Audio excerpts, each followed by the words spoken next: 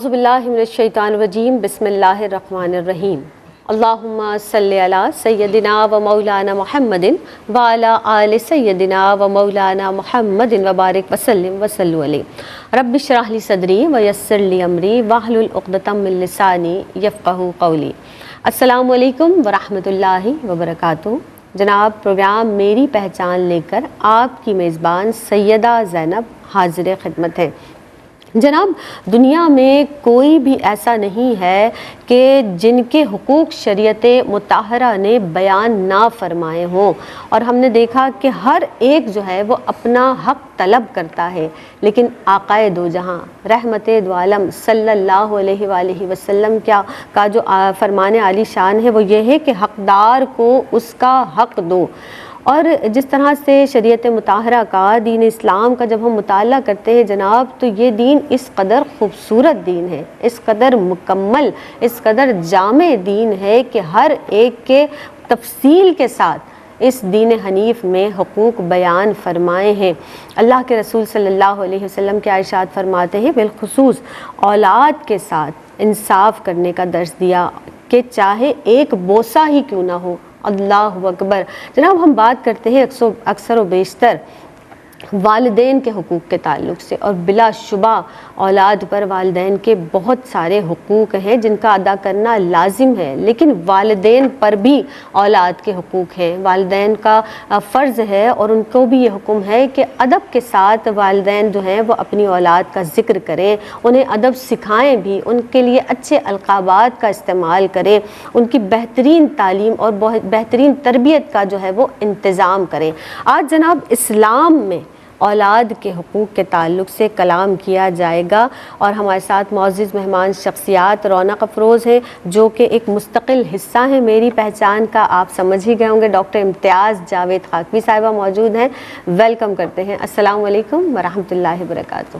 وعلیکم السلام ورحمۃ اللہ۔ آپ خیریت سے ہیں؟ آپ مزاج بخیر ہے؟ خوش آمدید کہتے ہیں آپ میری پہچان میں آپ کو، اور ان کے ساتھ جو شخصیت رونق افروز ہیں انہیں بھی میری پہچان میں آج کی اس بزم میں ویلکم کرتے ہیں۔ سعدیہ سعید ہمارے ساتھ موجود ہیں، سلام بھی پیش کرتے ہیں۔ السلام علیکم ورحمۃ اللہ وبرکاتہ۔ وعلیکم السلام ورحمۃ اللہ وبرکاتہ۔ سعدیہ کیسی ہیں آپ؟ خیریت سے ہیں؟ مزاج بخیر ہے؟ سلامت رہیے۔ آپ قرآن مجید فرقان حمید میں، بالخصوص سورہ آل عمران میں، ہم نیک اولاد کے حصول کے لیے دعائیں بھی ہمیں سکھائی گئی ہیں۔ اس سے یہ بات بھی سامنے آتی ہے آپا کہ اولاد کے جو حقوق ہیں نا وہ پیدائش سے پہلے ہی اس دین حنیف نے اور خاص طور پر متعین کر دیے ہیں۔ کیا فرمائیں گی؟ شکریہ زینب۔ بسم اللہ الرحمن الرحیم۔ رب ہب لی من لدنک ذریۃ طیبہ انک سمیع الدعاء۔ صدق اللہ مولانا العظیم۔ اولاد ایک بڑی نعمت ہے دنیا میں۔ آپ دیکھیں تو اولاد بڑی ہو کر سہارا بنتی ہے۔ جب بندہ والدین بوڑھے ہو جاتے ہیں، بڑھاپے کا سہارا بنتی ہے، ضرورتوں کے لیے اولاد پر انحصار کیا جاتا ہے، اور یہی اولاد جب نیک ہوتی ہے، جب اس کی اچھی تربیت کی جاتی ہے تو وہ دنیا میں ہی نہیں بلکہ آخرت میں اور اس مرحلے میں جہاں سے عالم برزخ کا شروع ہوتا ہے، یہی نیک اولاد صدقہ جاریہ بن کے والدین کے کام آتی ہے۔ اس لیے یہ دعا مذکور ہے قرآن مجید میں، صرف یہیں پر نہیں، سورہ انبیاء میں، سورہ ابراہیم میں بہت جگہوں پر ذکر آتا ہے، اور انبیاء کی دعائیں بتائی گئیں۔ رب لا تذرنی فردا وانت خیر الوارثین، اولاد کے لیے دعا مانگنا، پھر ساتھ یہ دعا مانگنا کہ رب ہب لی من لدنک ذریۃ طیبہ، نیک اچھی پاکیزہ اولاد عطا کر کہ بے شک تو سمیع الدعا ہے۔ پھر حضرت ابراہیم علیہ السلام کی دعا کہ رب جعلنی مقیم الصلاۃ ومن ذریتی ربنا وتقبل دعا، جسے ہم تشہد میں بھی پڑھتے ہیں۔ یہ بھی کیا ہے کہ مجھے بھی بنا نماز کا اقامت کرنے والا، اور میری اولاد کو بھی بنا۔ بے شک آپ دیکھیں والدین کے لیے بخشش کی دعا ہے، اور اولاد کے لیے کہ وہ نمازی ہوں، وہ نیک ہوں، وہ صالح ہوں۔ تو یہ کیا ہے، یہ نیکی اور صالحیت کام آتی ہے، چونکہ اس فرد کے اپنے لیے بھی اور جو جانے والے والدین ہیں ان کے لیے بھی۔ حضرت زکریا علیہ السلام کی جس دعا کا ذکر ہوا، یہ حضرت مریم سلام اللہ علیہ کے حجرے میں آئے، وہاں اللہ کی طرف سے بے موسمی پھل عطا ہوئے، تو وہ حیران ہوئے اور دیکھا کہ اس جگہ پر اللہ کی رحمت برس رہی ہے، تو پھر انہوں نے اس جگہ پر بیٹے کے لیے دعا کی، تو اللہ نے وہ ذکر کیا، نبی ہیں کہیں بھی دعا کر دیتے، صحیح۔ مگر جہاں خصوصی آپ کو اللہ کی رحمتوں کا نزول نظر آئے وہاں دعا مانگے، دعا قبول ہوگی۔ سبحان حالانکہ خود کہتے ہیں کہ میں بڑھاپے کی عمر کو پہنچ گیا، جی۔ مجھے کیسے اولاد ہوگی، لیکن اللہ نے عطا فرمایا بے شک۔ حضرت یحییٰ علیہ السلام کو۔ پھر آپ نے بات کی کہ قبل از پیدائش جو ان کے حقوق اسلام نے مقرر کی ہے۔ دیکھیں انسان جب وجود میں پکڑتا ہے ماں کے بطن میں، اس حالت میں پیدائش سے قبل جب بچہ ابھی دنیا میں نہیں آیا جی۔ تو اس کو کہتے ہیں جنین کی حالت میں۔ تو جنین کی حالت میں جب بچہ ہوتا ہے تو اس کے بھی حقوق ہیں۔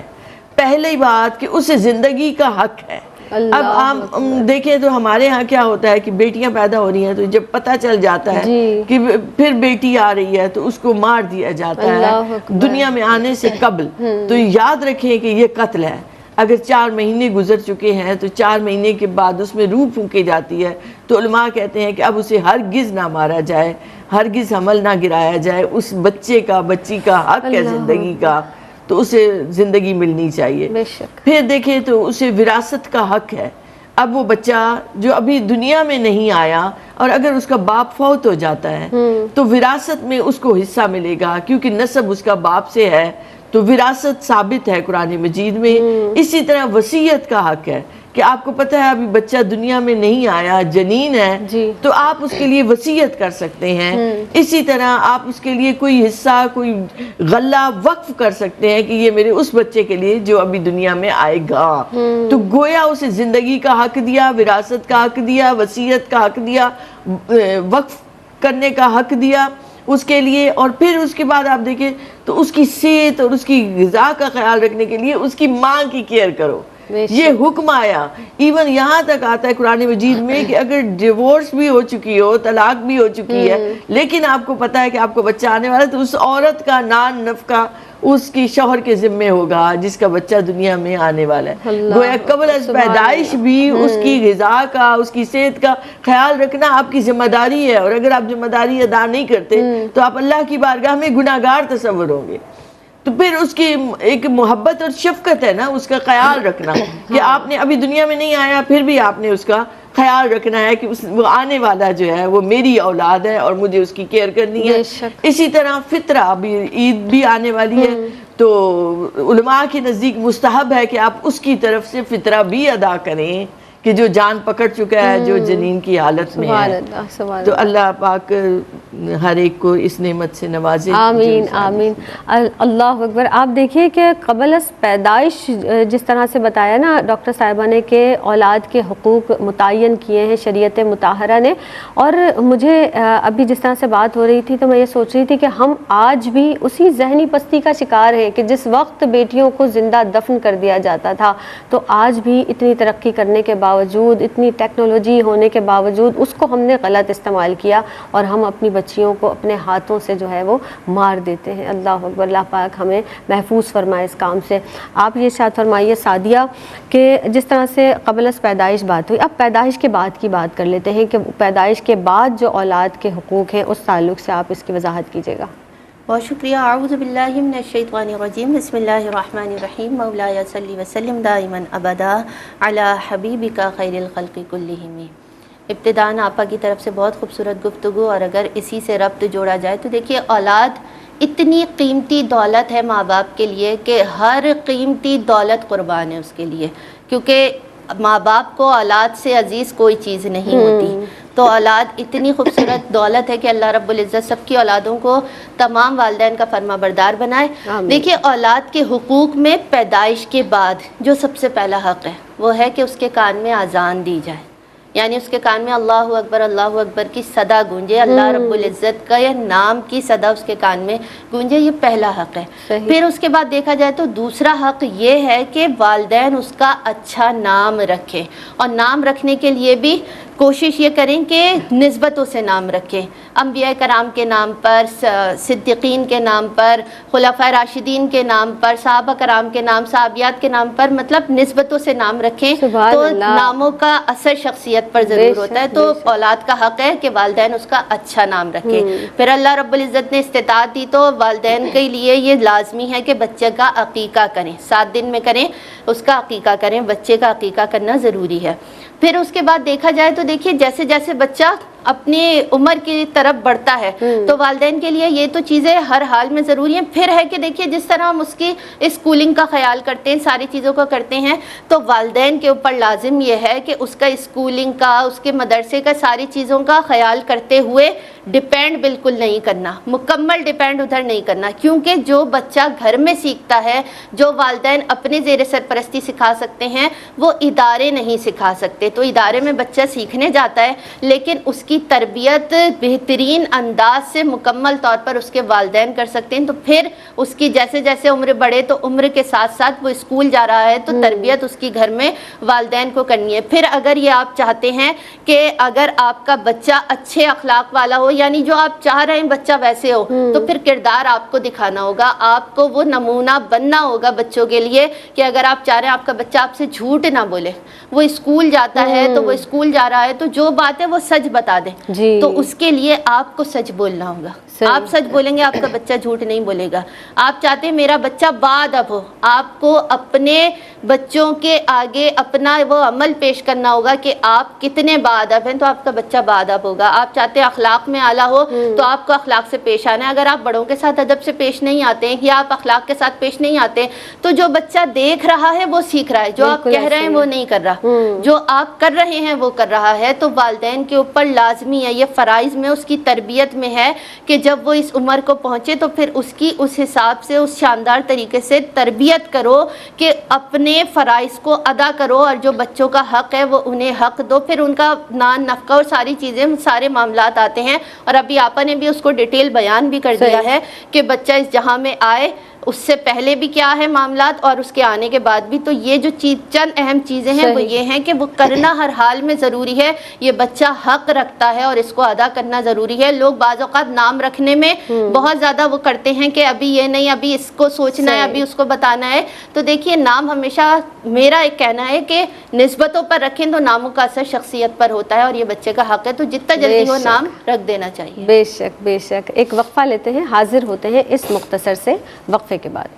السلام علیکم ورحمۃ اللہ وبرکاتہ. وقفے کے بعد ایک مرتبہ پھر آپ سب کا خیر مقدم ہے.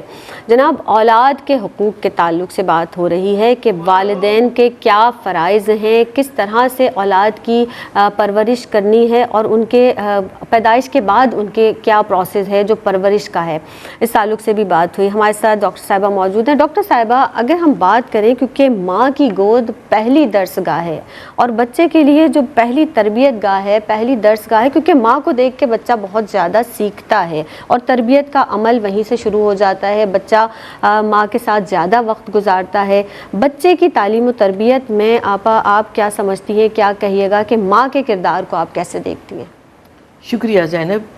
دیکھیں ماں کی اہمیت کو آپ اس انداز سے دیکھیں کہ حضرت حاجرہ سلام اللہ علیہ وہ دوڑتی ہیں بیٹے کے پانی کے لیے، تو اللہ نے اس ماں کے دوڑنے کو وہ حصہ بنا دیا، ایک عبادت بنا دی کہ وہ جیسے دوڑی تھی حضرت حاجرہ ویسے دوڑو. صحیح، بے شک. پھر آپ دیکھیں تو حضرت اب ایسے کرنی نبی کریم علیہ السلام کی حیات مبارکہ کا زمانہ پانے کے باوجود آ نہیں پائے کیونکہ ضعیف والدہ گھر پر ہے، تو ان کا خیال رکھتے ہیں، والدہ کی ایک اہمیت بتا رہی ہوں، حاضر نہیں ہو پاتے اور حضور فرماتے ہیں صلی اللہ علیہ وآلہ وسلم کہ اللہ اور اللہ کے رسول ان سے محبت کرتے ہیں. بے شک. تو ایک عورت ویسے بھی معاشرے کی ایک بڑی بنیادی اکائی ہے اور اس کا اہم رول رہتا ہے، وہ بیٹی کے روپ میں بھی ہے، بہن کے، بیوی کے، لیکن اس کی حیثیت اور رتبہ بہت بلند ہو جاتا ہے جب وہ ماں بنتی ہے. بے شک. اس کی حیثیت اتنی بلند ہو گئی کہ ایک شخص آ کر کہتا ہے میرے حسن سلوک کا سب سے زیادہ حقدار کون ہے، تو حضور اکرم صلی اللہ علیہ وآلہ وسلم نے 3 مرتبہ فرمایا تمہاری ماں اور 4تھی بار فرمایا تمہارا باپ. اگر ہم پروڈکشن کے حوالے سے دیکھیں تو شخصیت سازی، انسان سازی کا کارخانہ گھر ہے. اور اس میں 3-4 چیزیں چاہیے ہوتی ہیں. سرمایہ چاہیے ہوتا ہے, آپ نے کوئی پروڈکشن تیار کرنی ہے, زمین چاہیے, محنت چاہیے, وہ ساری وہ مشینری چاہیے. تو اب آپ اس انسان سازی کے کارخانے پر نگاہ ڈالیں گے تو فقط سرمایہ اس کا باپ دے رہا ہے, باقی تینوں چیزیں ایک ماں پرووائڈ کر رہی ہوتی ہے. بڑی اچھی مثال. اس کو زمین بھی دے رہی ہے, اس پہ محنت بھی کر رہی ہے, راتوں کو جاگ رہی ہے. آپ کسی ماں کو دیکھیں وہ بچوں کو کیسے پالتی ہے, اللہ اکبر, کہ اتنی اللہ نے اس کے اندر محبت کا وہ دریا رکھ دیا ہے کہ وہ گھبراتی نہیں ہے. باپ ہوگا تو وہ فوراً گھبرا جائے گا, مگر ماں اسے پیار سے, شفقت سے, محبت سے اسے پالتی ہے, اسے پرورش کرتی ہے. اب ماؤں کا دھیان اس طرف دلانا ہے کہ یہ جو بچہ ہے اس کی صرف آپ نے پرورش نہیں کرنی, صرف اس کو بڑھانے کے لیے اس کو غذا نہیں دینی, بلکہ انسانیت سکھانی ہے, اسے انسان بنانا ہے, اس کی شخصیت سازی کرنی ہے. یہ ذمہ داری ہے ماؤں کی. ماں کا کردار بہت اہم رہتا ہے. اور بچے کے مختلف ادوار ہیں. پہلا آپ لینا, پہلے سال سے لے کر 5 سال تک, وہ کہتے ہیں کہ اس میں اس کی دماغی نشو و نما بہت تیزی سے ہو رہی ہوتی ہے. وہ لفظوں کو سیکھ رہا ہے, اس کا دماغ ایک کمپیوٹر کا سا دماغ ہے, وہ بڑی تیزی سے چیزوں کو, اپنے ارد گرد کی چیزوں کو آبزرو کر رہا ہے. وہ دیکھ رہا ہے کہ اس کی والدہ کیا کرتی ہے, کیسے کرتی ہے, کیوں کر رہی ہے. تو آپ کی ذمہ داری ہے کہ جیسے ہیرے کو تراشا خراشا جاتا ہے, ایسے آپ نے اس کی تراش خراش کرنی ہے. اس کے سامنے اب آپ نے کوئی ایسا کام نہیں کرنا جس سے نیگیٹو اثر پڑے. جیسے ابھی سعدیہ نے بھی کہا, وہ ساری اخلاقیات کون سکھائے گا؟ ماں نے سکھانا ہے اپنی گود سے. اور اگر آپ اس وقت سے ایک اور جو غلطی کرتے ہیں نا, بچوں کو ذہنوں میں یہ ڈال دیتے ہیں کہ جو آپ کی والدہ کہہ رہی ہے وہی صحیح ہے. والدہ بھی زور دے گی کہ میں کہوں گی تو وہ بات ماننی ہے, میں کہوں گی تو آپ نے. اگر آپ شروع سے اس کو یہ ڈالیں کہ اللہ کا حکم سب سے آگے رہتا ہے بیٹا, اللہ اور اللہ کے رسول کے حکم کے سامنے کسی کی بھی اہمیت نہیں ہے صلی اللہ علیہ وسلم, تو کیا ہوگا؟ اس بچے کی پرائرٹیز بہت کلیئر رہیں گی. لائف ٹائم وہ اس بات کا خیال رکھے گا کہ سب سے ترجیحات پر شریعت ہے, اللہ کا دین ہے, اس کے بعد ماں باپ آتے ہیں, اس کے بعد باقی رشتے آتے ہیں. تو یہ کلیئرٹی اس کو ماں نے دینی ہے, جس سے اس کو زندگی کا مقصد مل جائے گا. پھر جب وہ بولنا سیکھتا ہے تو آپ نے لا الہ الا اللہ کی لوری دینی ہے, آپ نے اس کی دینی تربیت کرنی ہے, اسے آداب زندگی سکھانے ہیں, اسے کھانے پینے کے آداب, بسم اللہ الرحمن الرحیم پڑھنا, دائیں ہاتھ سے کھانا, الحمدللہ کہنا, یہ چھوٹی چھوٹی باتیں ہیں جو ماں نے سکھانی ہے اسے. پھر اس کے لیے جہاں آپ دنیاوی تعلیم کا اہتمام کر رہے ہیں وہاں قرآن مجید کی تعلیم, اور قرآن مجید کی تعلیم بھی ایسی ہو, میں تو دعا کرتی ہوں کہ ہم اس وقت سے ہی اس کو سکھائیں کہ عربی میں کیا کہہ رہا ہے اللہ رب العزت کی ذات مبارکہ. یعنی وہ جو پڑھ رہا ہے ساتھ ساتھ اس کو سکھائیں کہ اس میں اللہ نے کیا بات کی ہے اور ہمیں کیا احکامات دیے ہیں. تو اس سے اس کی تربیت ہوتی چلی جائے گی. بچہ جب بالغ ہوتا ہے تو تھوڑی چینج آ جاتی ہے اس میں, اس کا شعور بڑھ رہا ہے. اب اسے دنیا کے بارے میں معاشرتی تربیت دیں کہ اس نے معاشرے میں کیسے جانا ہے, ایک اس ملک کا, قوم کا مفید فرد وہ کیسے بن سکتا ہے. کیونکہ خیر الناس من ینفع الناس, بے شک ہر ایک سے نفع پہنچے اس کو. بے شک, یعنی ہم جسمانی صحت کے ساتھ ساتھ اس کی روح کی بالیدگی کا بھی بہت زیادہ اہتمام کریں, اس کا بھی انتظام کریں.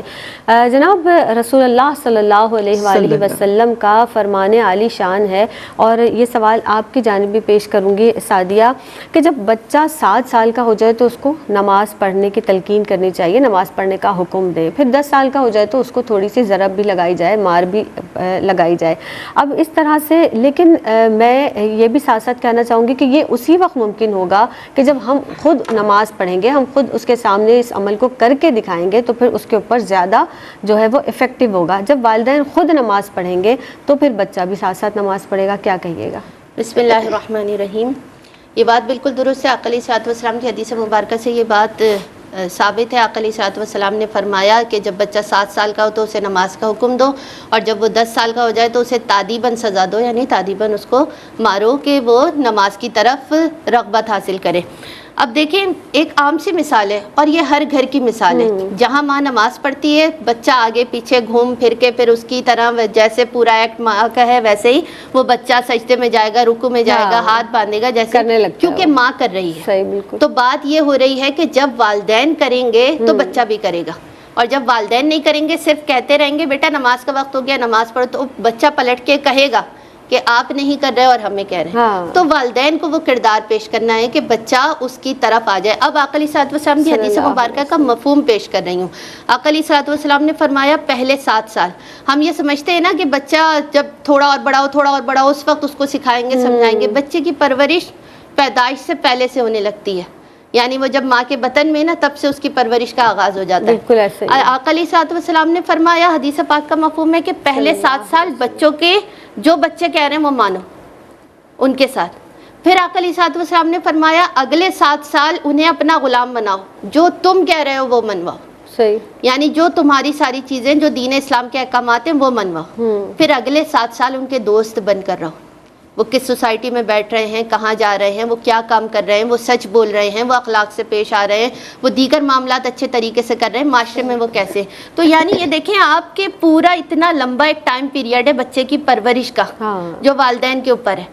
اور اس کے لیے ضروری ہے کہ والدین خود وہ کردار ساتھ ساتھ پیش کر رہے ہوں کہ بچہ جب بڑا ہو رہا ہے تو اسے پتہ ہے کہ ہم نے اتنے سال اللہ رب العزت کے احکامات کو کب کب اپنے اوپر لاگو کرنا ہے. کہ ہمارے والدین نے ہمیں بتایا 7 سال کی عمر میں نماز ہے, اس نے سیکھ لیے, پڑھاؤ آہستہ آہستہ آہستہ آہستہ. 10 سال کی عمر میں لازمی کہ ہر نماز کے لیے فجر کے لیے بھی اٹھنا ہے, اب چاہے سردی ہے چاہے گرمی ہے چاہے کچھ بھی ہے, آپ نے نماز کا حکم دینا ہے, نماز پڑھوانی ہے. نماز فرض احکامات میں سے. روزے کا حکم ہے, روزہ رکھنے کی عمر ہو گئی ہے, روزہ رکھوانا ہے, فرض احکامات. یہ ساری وہ معاملات ہیں جو والدین کو خود بھی کرنے, اپنے بچے کو کرانے. آقا علیہ الصلوۃ والسلام کی حدیث مبارکہ, طویل حدیث مبارکہ, اس کا آخری حصہ کہ یہ جو اولاد ہے نا یہ والدین کے لیے صدقہ جاری ہے.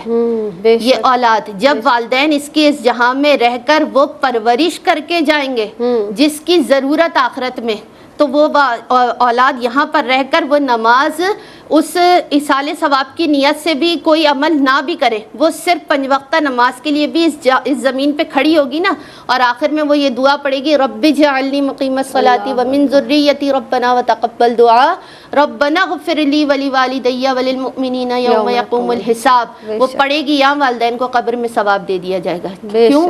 یہ اولاد صدقہ جاریہ ہے. سکھا کر کون گئے؟ والدین سکھا کر گئے ہیں کہ رب کے احکامات کو نہیں چھوڑنا, اس کے احکامات کو پورے کرو گے تمہارے کوئی کام رہ گئے وہ بھی اس کی برکت سے پورے ہو جائیں گے. لیکن والدین نے اگر یہاں رہ کر اس طرح تربیت نہیں کی یا خود وہ کردار ہی نہیں پیش کیا یا خود ان چیزوں پر عمل نہیں کیا تو ہم اولاد کو قصوروار نہیں ٹھہرا سکتے.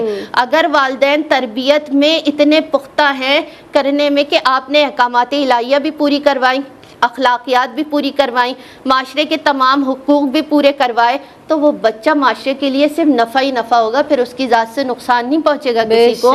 جب گھر کا آپ کا ماحول ایسا ہوگا تو بچہ باہر نکل کر بھی اپنے کردار سے بتائے گا کہ وہ کہاں پر پرورش پا کر آیا ہے. سبحان اللہ. یعنی ہم بارہا جب بچوں کو سارا دن پیچھے لگ کر یہ کہتے رہتے ہیں نا نماز پڑھ لو نماز پڑھ لو, تو وہ ریئیکشن وہ نہیں آتا.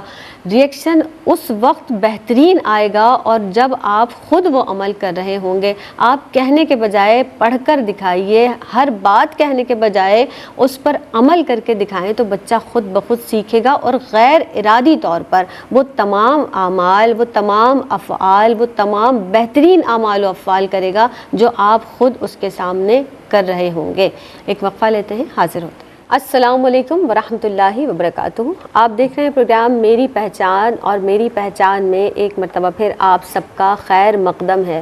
جناب, اولاد کے حقوق کے تعلق سے آج کی اس بزم میں کلام کیا جا رہا ہے, اور ہم بار بار یہ بھی بات کہتے ہیں کہ بہترین پرورش کرنا ماں باپ کا فرض ہے کہ وہ اولاد کی بہترین پرورش کریں.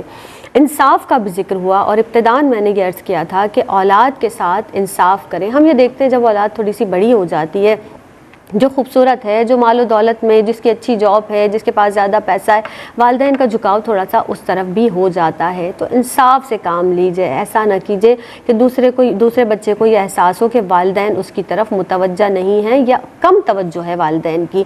تو یہ بہت زیادہ ضروری بات ہے. ڈاکٹر صاحبہ آپ ہمارے ساتھ موجود ہیں. پرورش اولاد کے تعلق سے کلام مزید کر لیتے ہیں. اولاد کی بہترین پرورش کرنا ڈاکٹر صاحبہ والدین کا یہ فرض ہے, اور اولاد کا یہ حق ہے کہ ان کی بہترین پرورش کی جائے. کیا فرمائیں گی؟ شکریہ زینب. دیکھیں ایک کا حق ہے تو دوسرے کا فرض ہے. بے شک. اولاد کا حق ہے اور والدین کی ذمہ داری ہے کہ اس کی بہترین تربیت کریں. آج بہت جگہوں سے یہ شکایت ملتی ہے کہ بچے ضدی ہیں, نافرمان ہیں, یا پھر دوسری طرف کہ بچہ اپنی صلاحیتوں کو بھرپور استعمال نہیں کر رہا, پڑھائی میں اچھا نہیں ہے, کن ذہن ہے, یا آگے نہیں بڑھ رہا. تو وظائف بتائیں جی, کوئی دعا بتائیں جی, تو جو عملاً کام ہے وہ ہم اس انداز سے کر نہیں رہے ہوتے. پہلے تو یہ سمجھیں کہ اگر بچہ ضدی ہے, نافرمان ہے, تو کہیں اس کی غذا میں تو کوئی ایسی چیز نہیں ہے جس کی وجہ سے وہ کمزوری کا شکار ہو رہا ہے, اس کی صحت صحیح ہے یا نہیں, یا پھر آپ کے گھر میں لڑائی جھگڑے ہوتے ہیں جن کی بنا پر اس کی ضد بڑھ رہی ہے, نافرمانیاں بڑھ رہی ہوتی ہیں, یا کوئی ایسے ماحول یا بری صحبت میں وہ بیٹھ رہا ہے جہاں سے وہ سیکھ رہا ہے, یا آپ نے سختی بیجا کی ہوئی ہے, یا آپ نے لاڈ پیار میں بگاڑ دیا ہے. تو ان دونوں چیزوں کی وجہ سے بھی بچے بگڑ جاتے ہیں. پھر اگر بچہ ایک طرف نہیں چل رہا یا اس کی ذہنی صلاحیتیں ویسی نہیں ہیں, کبھی بھی اس کا دوسرے بچوں کے ساتھ موازنہ نہ کریں, کمپیئر نہ کریں, نہ اسے برے القابات سے پکاریں کہ یہ تو ہے ہی کن ذہن, بلکہ آپ کی ذمہ داری یہ ہے کہ جو صلاحیت کم ہے اس نام سے اسے پکاریں. اگر وہ کہیں بزدلی دکھاتا ہے تو آپ کہیں نہیں یہ میرا بیٹا تو بہادر ہے, تو آپ جب اسے بہادر کہتے رہیں گے تو بہادری اس کے اندر آ جائے گی. جب اس میں ویسی لیاقت نہیں آ رہی تو آپ کہیں یہ میرا بیٹا بڑا لائق ہے, میری بات کو سنتا ہے, سمجھتا ہے, اس کا ذہن بڑا اچھا ہے, تو کیا ہے اس کے پازیٹیو اثرات پڑتے رہیں گے. ایک تو ہمارے ہاں والدین بچوں کو وقت نہیں دیتے. ہماری خاص طور پر جو بہنیں ہیں وہ یہ سمجھتی ہیں کہ بچے کے کپڑے دھو دیے, استری کر دیے, اس کے شوز رکھ دیے, اس کا بیگ تیار کر دیا, کھانا بنا دیا, تو اب ہم نے اتنا ٹائم بچے کو دے دیا. میں کہتی ہوں نہیں, یہ آپ نے ٹائم بچے کو نہیں دیا, یہ آپ نے اپنی ان ذمہ داریوں کو دیا جو بطور ماں آپ کے لیے دنیاوی لحاظ سے تھی. بچے کا حق یہ ہے کہ آپ اس سے ٹائم دیں اور کوالٹی ٹائم دیں. کوالٹی ٹائم کا مطلب یہ ہے کہ آپ کم از کم 1 گھنٹہ تو دن میں رکھیں جس میں آپ نے صرف بچے کے پاس بیٹھ کر اس کی بات سننی ہے. اور اگر 3-4 بچے ہیں آپ انہیں اکٹھا بھی دے سکتے ہیں, لیکن آپ انہیں موقع دیں بولنے کا, آپ انہیں ابھاریں, ان کی حوصلہ افزائی کریں, تاکہ ان کے اندر جو غبار جمع ہو جاتا ہے, جو نافرمانیوں کی طرف لے جاتا ہے, جو انہیں گھر سے دور کر دیتا ہے, وہ ختم ہوگا. اور اس سے کیا ہوگا کہ ایک دیوار گر جائے گی آپ کی, اور ان کے درمیان جو بنتی چلی جا رہی ہے آپ کا کوالٹی ٹائم نہ دینے کی وجہ سے. تو ان کو ٹائم دیں, ان کی بات سنیں, ان کی حوصلہ افزائی کریں. پھر ایک اور بڑا اہم رول ہوتا ہے کہ بچے سے اپنے کاموں میں مدد لیں. ہم روکتے رہتے ہیں ہر جگہ, یہ نہ کرو, یہ نہ کرو. اب وہ ایک ماں کا واقعہ بتا رہے تھے کہ وہ دیکھ رہا ہے سوئچ کی طرف, بچے کا دل چاہ رہا ہے کہ میں اس کا بٹن دباؤں, تو ماں نے خود اسے اٹھایا اور اسے کہا کہ بیٹا یہاں فنگر رکھتے ہیں, یہاں نہیں رکھتے. تو اس کی تربیت کی کہ جو کام کرنے کو اس کا دل چاہ رہا ہے آپ اسے کروائیں رہنمائی کے ساتھ, اس کی حوصلہ افزائی کرتے ہوئے. کبھی بھی یوں نہ کہیں کہ بھئی یہ تم تو کر ہی نہیں سکتے ہو, تو یہ مت کہیں, بلکہ اس کے اندر آپ نے یہ ابھارنا ہے کہ تم کر سکتے ہو. وہ ہر کام کر کے دکھائے گا اگر آپ نے اسے ذمہ دار سمجھا. پھر ہمارے ہاں ایک بڑی کوتاہی ہوتی ہے کہ بچے کو کبھی نہیں لے کر جاتے تفریح کے لیے. اس کے لیے آپ جائیں پکنکس پہ, آپ جائیں پارک میں لے کے بچوں کو, بچے کو فطرت کے قریب لے جائیں, بچے کو پھولوں سے, پودوں سے, جانوروں سے محبت کرنا سکھائیں, باقاعدہ والدین لے کر جائیں. پھر ہمارے ہاں کیا ہو رہا ہے کہ صرف موبائل میں بچے بزی ہیں یا لیپ ٹاپ پہ بیٹھے ہوئے. خدا کے لیے انہیں کچھ صحت مند سرگرمیاں دینے کا اہتمام کریں گھروں میں. اگر نہیں بھی ہیں, گراؤنڈز نہیں بھی ہیں, تو آپ کیرم بورڈ بھی رکھ سکتے ہیں. آپ ٹیبل ٹینس کے اگر اتنی جگہ ہے تو اس کا ٹیبل لگا کے دیں بچے کو, یا کوئی تخت ہے اسے رکھ دیں, اور بچے کو وہ چھوٹے بیٹ لے کر دیں, وہ اسے دیوار پر بھی مار کے وہ کھیل لے گا. اور اسے دے موقع کہ آپ اسے ہفتہ وار یا اس کی ٹیم بنوانے میں مدد کریں, وہ کرکٹ کھیلے, وہ ہاکی کھیلے. اس سے کیا ہوتا ہے, ایک ہیلدی انوائرمنٹ گھر کے اندر بھی ڈیولپ ہوتا ہے, اور بچے کے بھی ایک ڈائیورشن ملتی ہے, اس کے مائنڈ کو بھی کتنی چیزوں پر وہ سوچتا ہے, اسے اپنی ٹیم بنانی ہے, اسے ٹیم ورک, اسے اس کی طرف گائیڈنس ملتی ہے, وہ ایک اچھی لیڈرشپ اس کے اندر آتی ہے. پھر اس کے اندر دیکھیں کون سی صلاحیت ہے. اگر اسے پینٹنگ میں دلچسپی ہے, اسے شاعری میں دلچسپی ہے، اس کے لیے اہتمام کریں کہ اس کی صلاحیت اور بڑھے جو اس کے اندر فطرتاً پائی جاتی ہے. ہم اسے دبا دیتے ہیں، ہم اپنی خواہشوں کو اس پر ٹھونستے ہیں. تو ایسا مت کریں، اس سے بچے کی تربیت نہیں ہو پائے گی. اور خاص طور پر دین کے حوالے سے دینی علم جو ضروری ہے وہ ہم پر لازم ہے سیکھنا اور سکھانا اپنے بچوں کو. بالکل تو اس سے کوتاہی نہ برتیں. اور بھائی یہاں پہ ایک بات میں بڑا ضروری سمجھتی ہوں مینشن کرنا، ہماری بہت ساری بہنیں جو گھر کو سنوارنے میں سجانے میں لگی ہوتی ہیں نا، وہ بچوں کا بچپن مطلب مجھے یہ کہنا دیجئے کہ وہ برباد کر دیتی ہیں. انہیں ایک جگہ بٹھا کر کے گھر نہ پھیلے، نہ گھر خراب نہ ہو، بڑی پیاری پیاری چیزیں آپ نے ڈیکوریشن کی رکھی ہیں تو وہ نہ توڑ دیں بچے. یعنی ان کا بچپن بالکل ایسا ہو جاتا ہے کہ وہ سہمے ڈرے گھر میں بیٹھے ہوتے ہیں اور گھر بڑا سجا سنورا ہوتا ہے. جناب بچوں کا بچپن خراب مت کریں، انہیں کھیلنے دیں، کودنے دیں. آپ کی جانب بڑھوں گی سعدیہ، یہ فرما دیجئے کہ جو سب سے قیمتی چیز ہے نا ان تمام چیزوں میں، جو اہم ہے، جو سب سے قیمتی چیز ہے جو والدین اپنی اولاد کو دیتے ہیں، وہ بہترین اخلاق ہے. وہ در حقیقت بہترین اخلاق ہے. کیا کہیں گے اس حوالے سے؟ بسم اللہ الرحمن الرحیم. آپ نے اتنے خوبصورت انداز سے بیان کیا ہے جن چیزوں کو. دیکھیے اخلاق بہت ضروری ہیں اور بچے اس قوم کا معمار ہیں، مستقبل ہیں، انہیں آگے چل کر یہاں اس کی باغ دوڑ کو سنبھالنا ہے. اور بڑا خوبصورت کسی نے یہ بات کہی ہے کہ تم مجھے ایک پڑھی لکھی ماں دے دو، میں تمہیں ایک پڑھا لکھا معاشرہ دے دوں گا. یعنی ماں کا شعور یافتہ ہونا بہت ضروری ہے. دیکھیں بچے کی پرورش میں، تربیت میں دو قسمیں ہیں، دو طرح سے اس کی ہے. ایک ہے اس کی ظاہری تربیت. اب ظاہری تربیت میں کیا کیا چیزیں آتی ہیں؟ اس کا لباس، وہ کیسا پہننا پسند کرتا ہے، اس کا کھانا پینا، کہ وہ جو چاہ رہا ہے ماں باپ اس پر سختی نہ کریں، بلکہ وہ جو مانگ رہا ہے آپ دیکھ لیں کہ وہ کیا اس کرائٹیریا میں آتا ہے جو ماں باپ جس ماحول میں اس کو پرورش کریں، کیا تو اس کو آپ پرووائڈ کریں کہ وہ کھائے، وہ خوش رہے. اس کا لباس، یہ ساری چیزیں اس کی مطلب ظاہری ساری چیزوں کا خیال رکھنا، اس کی پڑھائی کا، وہ جہاں پڑھنا چاہتا ہے اس کی تعلیم و تربیت کا خیال رکھنا. وہ جو بننا چاہتا ہے، والدین یہ غلطی یہ کرتے ہیں، وہ کہتے ہیں جو ہم چاہ رہے ہیں وہ بنو. اور بچہ ہو سکتا ہے وہ دوسری صلاحیت میں ماہر ہو تو وہ بننا چاہ رہا ہو، تو آپ بچے کے اوپر چھوڑیں کہ آپ کیا بننا چاہتے ہو، اس کے اندر جو صلاحیت ہے اس کو ابھاریں. جب والدین اپنی سختی رکھتے ہیں تو بچہ اپنی وہ صلاحیتیں بھی دبا لیتا ہے جو اس کے اندر ہوتی ہیں، جس کو وہ ابھارنے نہیں پاتا. تو والدین کو چاہیے کہ وہ یہ عمل ضرور کریں کہ وہ بچوں کی ان صلاحیتوں کو ابھارنے میں ان کی مدد کریں. تو یہ وہ ظاہری ان کی تربیت ہے جس میں ماں باپ ان کا ساتھ دے رہے ہوتے ہیں. یہاں بات ہوئی اخلاق کی. باطنی تربیت کی طرف آئیں تو عقیدہ اور اخلاق دو چیزیں آتی ہیں کہ والدین بچپن سے بچوں کو بتائیں کہ درست عقیدہ کیا ہے.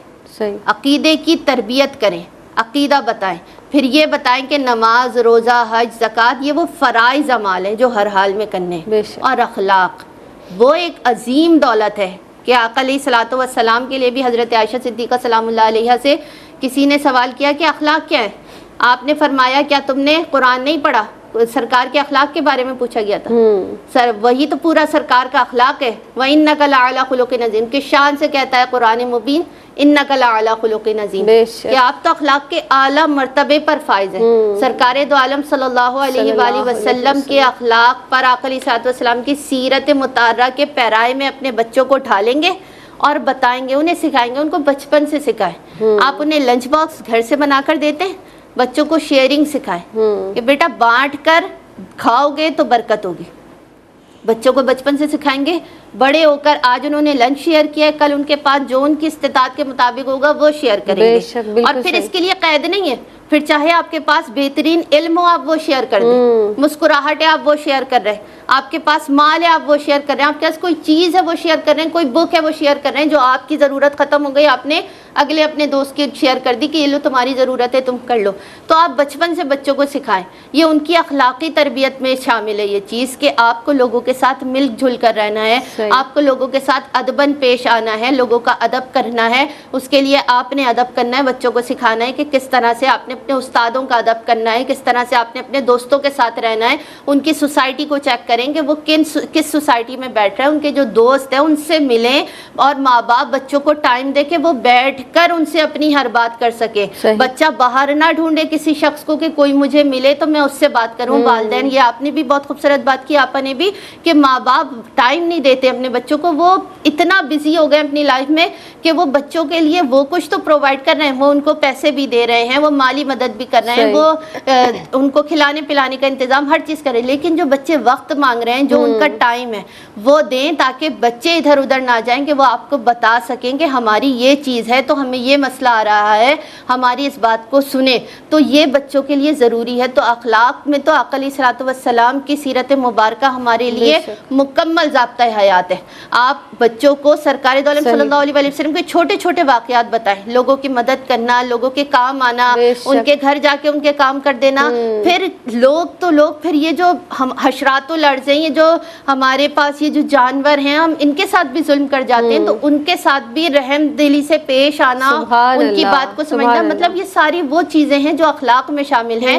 اور یہ باطنی تربیت ہے جو سب سے پہلے ضروری ہے، پھر ان کی ظاہری تربیت ضروری ہے کہ ان کو اس پیرائے میں لایا جائے کہ دین اسلام ہمیں بتاتا ہے کہ اولاد کے حقوق کا خیال والدین کس طرح رکھیں. سبحان اللہ، بہت ہی تفصیل کے ساتھ سعدیہ آپ نے ارشاد فرمایا. اور در حقیقت بات تو یہی ہے کہ جیسے ایک چھوٹا سا ننھا سا پودا ہوتا ہے نا، اس کی آبیاری ہم کیسے کرتے ہیں اور پھر وہ تناور درخت بنتا ہے اور پھل دیتا ہے اور سب کو سایہ دیتا ہے بلا تفریق، رنگ و نسل وہ سب کو سایہ دیتا ہے. تو ہم نے اپنے بچے کو ایسا بنانا ہے. ڈاکٹر صاحب آپ کی آمد کا بہت شکریہ ادا کروں گی. آپ تشریف لائیں سعدیہ، آپ کی آمد کا بہت شکریہ. جناب، ہم جیسے بچوں کی پرورش کی بات کر رہے ہیں نا، جب اولاد بڑی ہو جاتی ہے اور در حقیقت ماں باپ کے کندھوں تک آ جاتی ہے، آپ کو اللہ نے جو آسائشیں دی ہیں بچوں کو، اولاد کو کبھی یہ نہ کہیں کہ ہمارے زمانے میں ہمیں یہ چیز میسر نہیں تھی لہٰذا آپ کو بھی نہیں. نہیں، آپ کو اللہ نے دیا ہے تو کس کے لیے؟ اپنی اولاد کے لیے. تو ان کو دیجئے وہ آسائشیں جو آپ کو میسر نہیں ہوئیں. اس کا بار بار اگر کوئی اولاد سے غلطی بھی ہو جاتی ہے تو تانا مت بنائیے، ساری زندگی کے لیے خدارہ اس کو تانا مت بنائیے، اس کو ہر تھوڑی دیر کے بعد اس بات کا تانا مت دیجیے، درگزر کیجیے. اولاد کو معاف بھی کرنا سیکھیے، اولاد کو معاف کریں، ہر ایک کو معاف کریں، بلکہ اللہ رب العزت ہمیں اور آپ کو معاف کرے گا، ہماری کوتاہیوں کو معاف کرے گا. بس اللہ سے یہی دعا ہے کہ اللہ تعالی ہم سب کو آسانیاں پہنچائے اور آسانیاں تقسیم کرنے کی توفیق عطا فرمائے. السلام علیکم ورحمۃ اللہ وبرکاتہ.